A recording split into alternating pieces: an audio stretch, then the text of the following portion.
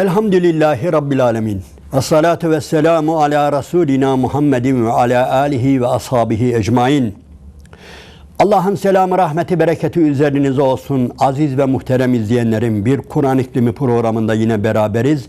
Fetih Suresi üzerinde sohbet ediyoruz ve dedik ki Fetih Suresini anlayabilmemiz için kesinlikle Hudeybiye musalahasını, Hudeybiye antlaşmasını enine boyuna bilmemiz gerekir. Aksi takdirde Fetih Suresinin ayeti kerimelerini nereye koyacağımızı, nereye bastıracağımızı bilemeyiz demiştik. Ve bundan önce 2 sohbet etmiştik. Ve Hudeybiye Antlaşması'nın maddelerinin yazılmasına gelmişti sıra.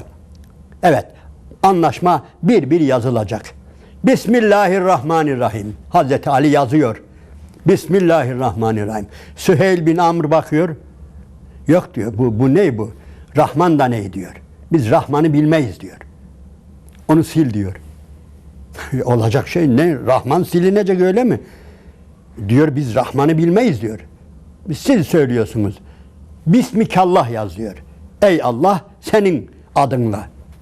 Aslında iyi dikkat ederseniz fazla bir sakınca yok. Ama başta Hazreti Ali olmak üzere herkes feveran ediyor. Hayır olamaz diyor. Ama Efendimiz olsun diyor. Bu da Allah'ın ismi. Bismikallah da yani bir Allahu Teala için bir noksanlık değil, yaz diyor, onu yazıyor, yazdırıyor. Efendim, yaz, bu anlaşma Allah'ın Resulü Muhammed sallallahu aleyhi ve sellem ile Kureyş'ten Süheyl bin Amr arasında yapılmıştır. Süheyl bin Amr diyor ki, ya biz senin diyor, Allah'ın Resulü olduğuna inansaydık zaten seninle savaşmazdık. Bedir'de savaşmazdık, Uhud'da savaşmazdık, Hendek'te savaşmazdık, hatta seni sürüp çıkartmazdık. Biz senin zaten Resul olduğuna inanmadığımız için savaşıyoruz. Onun için lütfen şu Resulullah'ı bir silin bakayım oradan diyor. Yani düşünün öyle. Yani laf aramızda gerçekten adam bir anlamda doğru söylüyor. Ama Hazreti Ali asla diyor. Ben asla o Resulullah'ı oradan silemem diyor. Ve Peygamber Efendimiz göster diyor. Şunu göster ben sileyim diyor ve rivayete göre Hazreti Ali gösteriyor ve o siliyor. Yani dikkat ederseniz hep Müslümanlar gerçekten doluyor. Yani öylesine öfke. Da baştan beri öfke. Kabe'yi tavaf edemeyecekler bilmem ne falan. Ondan sonra bir de bu şeyler. Evet. Muhteremler ve kısacası anlaşma bu şekilde yazılıyor. Müslümanlarla Kureyşliler 10 sene savaşmayacaklar. Kabileler istediği tarafı seçecekler. Efendim Müslüman olan birisi, geçen sohbette yarım bırakmıştık. Birisi eğer Mekke'den Müslüman olur da Medine'ye kaçarsa o geri verilecek. Adamlar varacak, isteyecek ve geri verilecek. Hiç olacak şey değil görünüşte. Ve bu arada ilginçtir. Olur ya Muhammed'in yanındaki adamlardan birisi Kureyş'in eski dinine dönerse, Mekke'ye kaçarsa o verilmeyecek. Müslümanlar buna da yani ayağa kalkıyorlar, feveran ediyorlar. Ama Efendimiz buyuruyor ki, dikkat edin. Diyor ki yani dinden dönen, İslam'dan dönen ve Mekke'ye kaçan adamdan biz ne istiyoruz ki? O bize ne lazım ki? Niye isteyeceğiz ki zaten onu diyor. Niye bundan dolayı kızıyorsunuz ki? Niye öfkeleniyorsunuz ki? Yani bir insan eğer İslam'ı terk etmişse, Kureyş'in dinine dönmüşse, Mekke'ye kaçmışsa o bize ne lazım? Biz onu niye isteyeceğiz diyor. Dikkat edin, gerçekten doğru. Ama görünüşte Müslümanlar galeyana geliyorlar. Kısacası muhteremler, işte Kabe tavaf edilmeyecek, savaş olmayacak ve meseleler böyle anlaşma yapılıyor ve bitiyor. Şimdi oradaki 1500 Müslümanın haleti, ruhiyesini şöyle bir düşünün. Kendinizi onların yerine koyun. Ve Efendimiz anlaşmanın sonunda çıkıyor ve buyuruyor ki, dikkat ediniz. Ey ashabım, ey Müslümanlar, kurbanlarınızı kesin, saçlarınızı tıraş edin, ihramlarınızdan çıkın. Gidiyoruz. Bir tek kişi yapmıyor. Bunu 3 defa tekrarlıyor. Ashabım, ey müminler, kurbanlarınızı kesin. Bak biz buraya kurban getirdik. Bunları Allah'a adadık. Bunlar geri gitmez. İlla Kabe'de, illa Mina'da keseceğiz diye bir şey yok. Bunlar artık adak. Bunlara işaret vuruldu. Bunlar geri dönmez. Kurbanlarınızı kesin. Saçınızı tıraş edin ve ihramınızdan çıkın. 3 defa tekrar ediyor ve üçünde de kimse yerine getirmiyor. Biraz çirkin olacak ama böyle aval aval bakıyorlar hepsi de. Şaşkın şaşkın bakıyorlar. Hiç kimse sanki konuşan peygamber değil, emreden peygamber değil sallallahu aleyhi ve sellem. Hiçbiri yerine getirmiyor. Çok üzülüyor. Efendimiz gerçekten çok üzülüyor. Ve çadırına giriyor. Öylesine üzgün ki orada da çadırda da annelerimizden yaşlı ve akıllı ve olgun birisi var. Ümmü Seleme. Ümmü Seleme annemiz. Dikkat edin. Çok önemli. Ve ya Resulallah hayırdır? Niye üzgünsün? Veya bir rivayete göre de Peygamber Efendimiz ona söylüyor. Ey Ümmü Seleme, böyle ben ashabıma, bana iman eden müminlere emrettim 3 defa, emrimi yerine getirmediler. Daha nasıl üzülmeyeyim ben buyuruyor. Hatta üzülmesinin sebeplerinden birisi de muhterem izleyenlerim. Yani sadece emri yerine getirmeme değil. Efendimiz korkuyor. Allah'tan korkuyor. Niye? Peygambere isyan eden, peygamberin sözünü tutmayan bir kavmin, bir topluluğun akıbeti Allah korusun ya helak eder ya bir bela gelecek diye de korkuyor Efendimiz. Ve bu üzüntü içerisinde annemize durumu anlatınca iyi dikkat ediniz. İslam tarihinin en ibretamiz noktalarından birisi ortaya çıkıyor. Annemiz buyuruyor ki, Ümmü Seleme annemiz, ya Resulallah bağışla onları diyor. Affet onları. Biliyorsun onlar buraya ne niyetle gelmişti? Senin rüyan üzere gelmişti. Hepsi Kabe'yi tavaf edeceğiz. Kurbanlarımızı keseceğiz. O niyetle gelmişti. Ama bak dönüyorlar. Yani bunları yapamadan dönüyorlar. Onun için bağışla onları. Onlar şu anda şaşkın. Ya Resulallah sen şimdi dışarıya çık. Kurbanını kes. Saçını tıraş et. İhramından çık.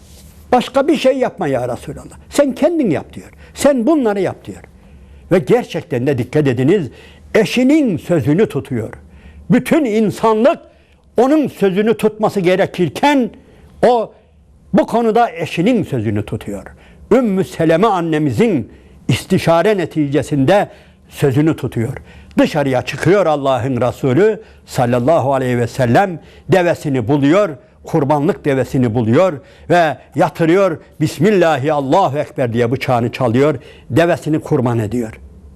Sonra berberi çağırıyor, saçını tıraş ettiriyor ve daha sonra ihramdan çıkıyor. Kimseye bir şey söylemiyor.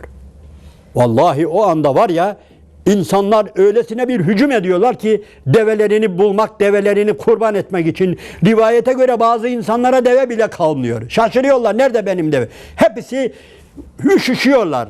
Kurbanlıklarının başına üşüşüyorlar, koşuşuyorlar, yatırıyorlar, kesiyorlar, tıraş oluyorlar ve ihramlarından çıkıyorlar. Muhterem izleyenlerim, İslam alimleri diyor ki, bazen peygamberin sözü bile yalama yapar diyor. Bırakın insan sözünü, normal sıradan insanların öğütlerini, tavsiyelerini, bazen diyor peygamberin sözü bile tutulmaz diyor. Yalama yapar. Niye? Ortam öyledir. Niye?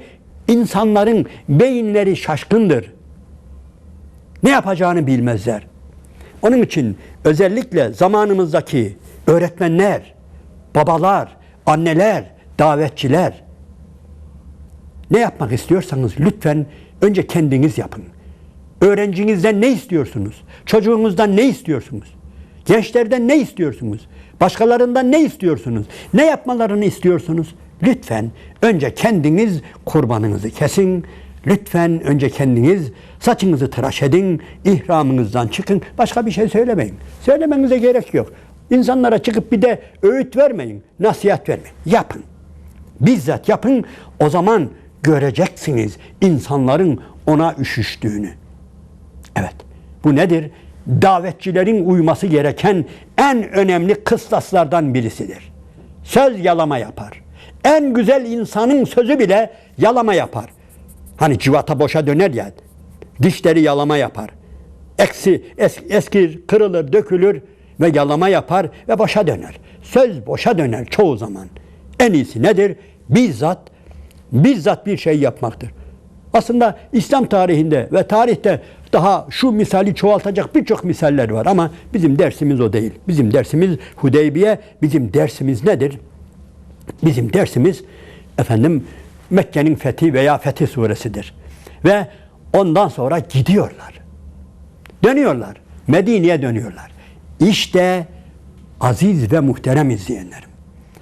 Yolda Bismillahirrahmanirrahim bir mola yerinde Allah'ın Resulüne bu Fetih suresi geliyor. Öyle ilginç bir sure ki Bismillahirrahmanirrahim. İnna fetahna leke fethan mübina. Evet. İnna fetahna leke fethan mübina. Ne demek anlamı biliyor musunuz? Elbette kelime anlamını biliyoruz. Sana apaçık bir fetih verdik. Bunun anlamı şu. Ey Hudeybiye'ye inanmayanlar. Ey Hudeybiye'de zillete uğradığını zannedenler. Ey Hudeybiye'yi kaybettiklerini zannedenler. Hudeybiye'de her şeyin elden kaçtığına inananlar. Fetih verdik. Bu var ya bu Hudeybiye öylesine muhteşem bir fetihtir ki bekleyin. Sana apaçık bir fetih verdik. İnna fetahna leke fethan mübina. Apaçık, ayan beyan bir fetih verdik. Bekleyin sonunu. Devam ediyor inşallah. Sureye asıl bundan sonraki sohbetimizde geçeceğiz. Ama daha hala Medine'ye indikleri halde bazı Müslümanlar haşa yani münafık falan değil. Onlar bile şaşırıyorlar. Sureyi duyuyorlar. Ya demek bu böyle apaçık fetih öyle mi ya? Kabe'yi tavaf edemeden geldik. Apaçık fetih öyle mi? Ve yani gözümüzün önünde bir Müslüman zincirlere vurulmuş, işkenceye uğratılmış adamlara geri teslim ettik kafirlere. Bu fetih öyle mi? Bu nasıl fetih diye inanınız daha çok insan şaşırıyor, anlayamıyor. Ama fethin birincisini anlıyorlar. Nasıl anlıyorlar biliyor? Fethin yani bu Hudeybiye anlaşmasının gerçekten muhteşem bir fetih olduğunu ilk defa nerede seziyorlar biliyor musunuz? Medine'ye varınca. Ne oluyor? Medine'ye varınca bir kişi daha Müslüman olup kaçıp geliyor. Biliyorsunuz Ebu Basir diye bir delikanlı Mekke'de Müslüman oluyor ve kaçıyor geliyor. Peygamber Aleyhisselatü Vesselam'ın yanına Medine'ye ve anlaşmaya göre geri verecekler. Bekliyorlar gerçekten arkasından hemen 2 kişi geliyor. Ver. Ey Muhammed ver. Bak anlaşmaya göre Hudeybiye'de yaptığımız anlaşmaya göre yani senin dinine girip senin yanına kaçanları Medine'ye kaçanları bize geri vereceksin. Öyle değil mi? Ver bu adamı diyorlar. Efendimiz çaresiz veriyor. Ebu Basir denilen adamı veriyor. Bu uzun gider ama yani Ebu Basir'i okuyun ha. Ebu Basir çok önemli bir olay. İslam tarihini açınız ve Ebu Basir radıyallahu anh'ın hayatını okuyunuz. Çok önemlidir. Çok fıkhi deliller çıkar ha oradan. Yani sadece bir hikaye değil. Yani öylesine fıkhi deliller çıkıyor. Ve sonra Efendimiz veriyor ama bu adam yolda bunların elinden tekrar kaçıyor. Tekrar kaçıyor ve tekrar veriyor ama bu defa Efendimiz bakıyor bu Ebu Basir'e. Allah Allah. Bu Ebu Basir değişik bir adam. Yani bir anlamda ateş köseyisi diyor herhalde Efendimiz sallallahu aleyhi ve sellem. Bu adam ya ateş köseyisi gibi bir adam. Yani bela bir adam. Bu adam ilginç bir adam. Ve ikinci defa gönderirken sahabe de diyor ki o Ebu Basir'e sen işini bilirsin ha. Sen ne yapacağını bilirsin. Sen ne yapacağını bilirsin diye gerçekten ne yapacağını bilecek bir adam. Ve gönderiyorlar. Yine kafirlerle gönderiyorlar. Anlaşma gereği ama bu defa Ebu Basir radıyallahu anh yolda o adamlardan birisini öldürüyor. Birisi de kaçıyor ve bu defa Ebu Basir ne yapıyor? Peygamber Efendimiz'in yanına gelse geri verecek anlaşma gereği. Ve üstelik bir defa katil de oldu. Mekkeli adamı da öldürdü. Bu ne demek? Verir vermez orada öldürecekler Ebu Basir'i. Ama Ebu Basir de akıllılık ediyor, gelmiyor. Peygamber Efendimiz'in yanına gelmiyor. Başka yere kaçıyor. Nereye kaçıyor? Kızıldeniz'e gidiyor. Hemen yakın. Yani Kızıldeniz'le Medine arasında bir yere varıyor, oraya yerleşiyor. Dikkat ediniz. Şimdi bu arada Mekke'den Müslüman olan gençler Onun yanına kaçıyorlar. Niye? Peygamberin yanına kaçsalar verecek peygamber. Anlaşma gereği, Hudeybiye anlaşması gereği geri iade edecek. Onun için onlar da akıllılık ediyorlar. Ebu Basir'in yanına geliyorlar. Şimdi Ebu Basir'i düşününüz. İlginç bir adam. Ve böyle tam aktif bir adam tabiri caizse, ateş köseyisi gibi orada çuvalıyorlar. Ve orada ciddi bir çete kuruyorlar. Ebu Basir'in çetesi çok önemli. Ne olacak? Buradan kervan geçiyor. Mekke'nin kervanı Şam'a buradan geçiyor. İyi düşünün. Mekke'nin kervanı buradan geçiyor. Ve geçemez oluyor tabii. Ebu Basir yani geçirmiyor kervanları. El koyuyor. Gelen giden ne kadar Mekke'nin kervanı varsa el koyuyor. Ve güçleniyor da. Gittikçe çoğalıyorlar. Ve rivayete göre 300 kişi oluyorlar. 300 tane Mekke'den kaçan delikanlı Müslüman Ebu Basir'in yanına geliyor. Ve öyle bir orada tabiri caizse devlet kuruyorlar ha. Hatta cuma namazı kılıyorlar. Hatta artık namazlar bir tarafa resmen küçük bir devlet kuruyorlar. Ve el koyuyorlar. Bütün kervanlara ve Kureyş bitiyor. Kureyş şaşırıyor. Ve Kureyş artık ticaret yapamaz oluyor. Bitiyor her şey. Ve ondan sonra çaresiz geliyorlar.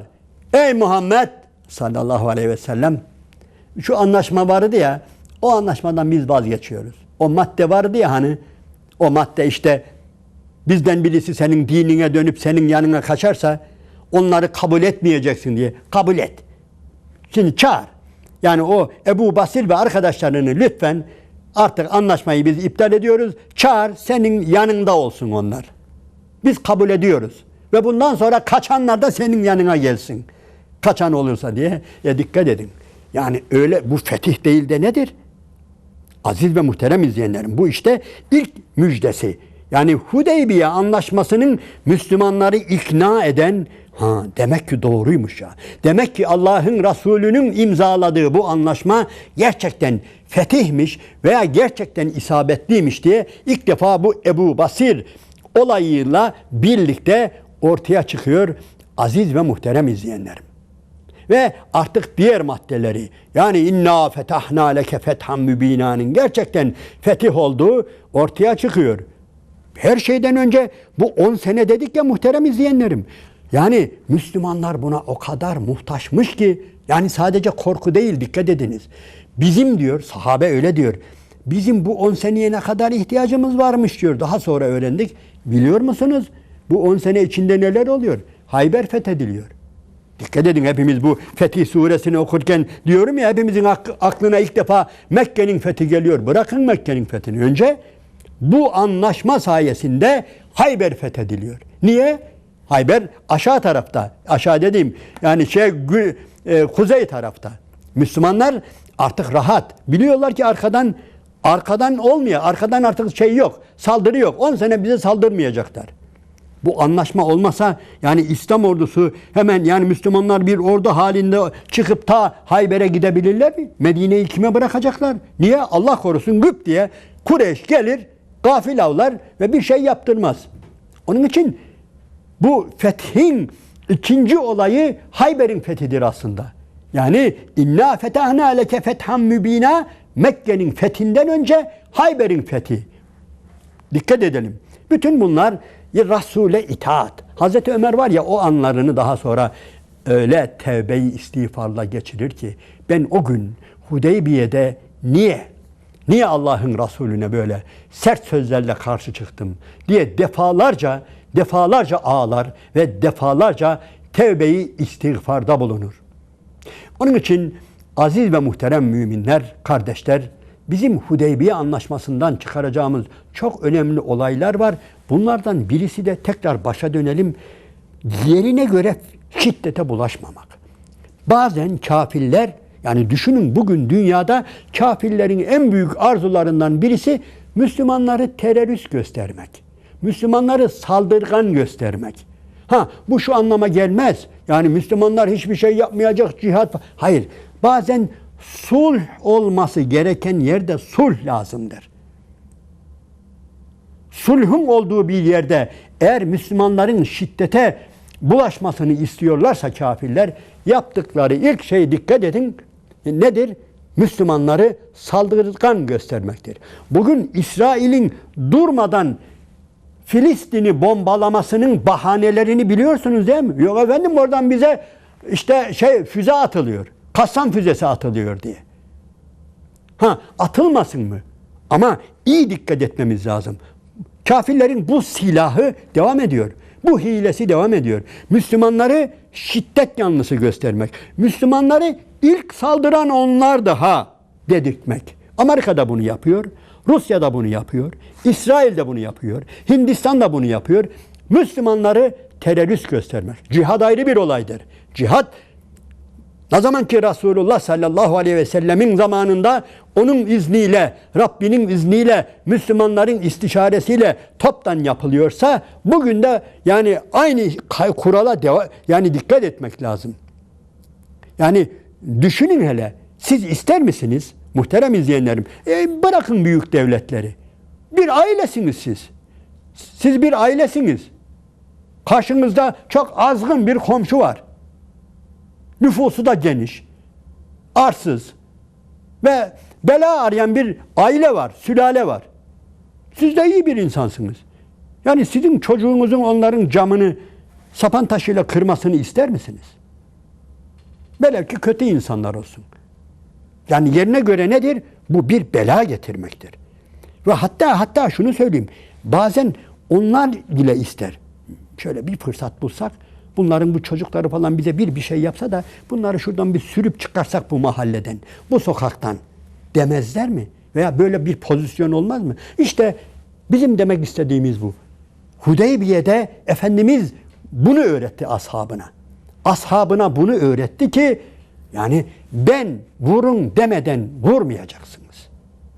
Biz vurun demeden, Müslümanlar toplu olarak yani hücuma geçmeden, vur emri olmadan Müslümanlar vurmamalıdır. Bakın aynı muhterem izleyenlerim, aynı antlaşma içerisinde Efendimiz Müslümanları şiddete bulaştırmamak için çırpınıyor, başarıyor. Ama aynı Müslümanlara da ağacın altında biat ettiriyor. Kanımızın son damlasına kadar, Osman'ın intikamını alıncaya kadar ey Allah'ın Resulü savaşacağız diye biat eden de onlar. Yoksa biz insanlara pısırıklığı falan öğütlemiyoruz. Emre itaat, cemaata itaat, istişareye itaat, büyük kitleye itaat. Biz bunu savunuyoruz. Ve Hudeybiye'den bu ibretin alınmasını, bu dersin çıkarılmasını istiyoruz. İnşallah gelecek haftaki sohbetimizde surenin tefsirine, yani Fetih suresinin tefsirine artık hikaye anlatmadan, siret anlatmadan, arka planını anlatmadan, anlatacağımız kadar doğrudan doğruya ayet-i kerimenin açıklamalarına geçeceğiz.